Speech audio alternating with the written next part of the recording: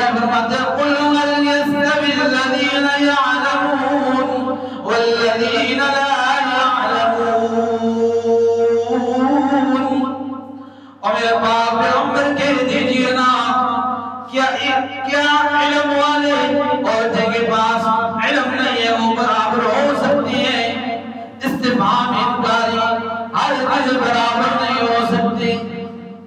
جن کے پاس علم کی دولت موجود ہے، جن کے پاس علم کی دولت موجود ہے اور جن کے پاس علم کی دولت موجود نہیں، اگر وہ عبادت گزار کیوں نہ ہو، اگر وہ روزے دار کیوں نہ ہو، صحابہ کے پہاڑ کیوں کھڑے نہ کرتے، لیکن فضل العالم علی العابد کفضلی علی ادناکم.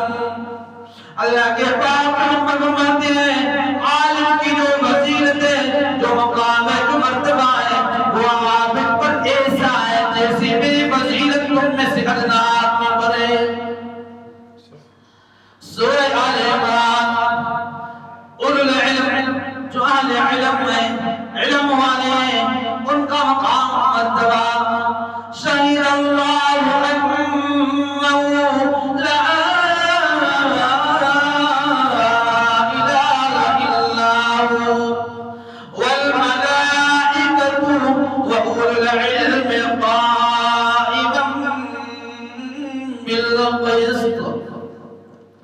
شہید اللہ، اللہ گواہی دیتا ہے، والملائکۃ اور فرشتے، وَأُولُو الْعِلْمِ اور اہل علم.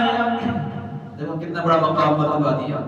اللہ نے پہلے اپنا نمبر رکھا گواہی کے بارے میں، دوسرا نمبر فرشتوں کا رکھا اور تیسرا نمبر اولو العلم جو اہل علم ہیں ان کا رکھا. شہید اللہ انہ لا الہ الا هو والملائکۃ واولو العلم قائما بالقسط.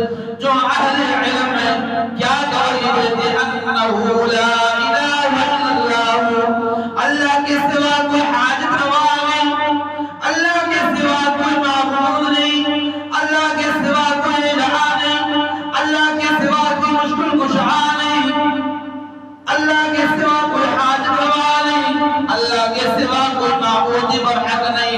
اگر ہے تو کون ہے؟ اگر اللہ کے ساتھ محبت ہے بولو ہمارا معبود کون ہے؟ مشکل کشا کون ہے؟ حاجت روا کون ہے؟ ہماری عبادتوں کے لائق کون ہے؟ ہمارے سجدوں کے لائق کون ہے؟ ہماری پیشانی کس نے بنائی؟ وہ جھکے گی کس کے آگے؟ اللہ کے آگے جھکے گی. تو کیا گواہی انہ لا الہ الا ہو، جو اہل علم ہے، جو عالم ہے، اللہ سے ڈرنے والے ہیں، وہ اس بات کی گواہی دیتے ہیں کہ اللہ کے سوا کوئی الہ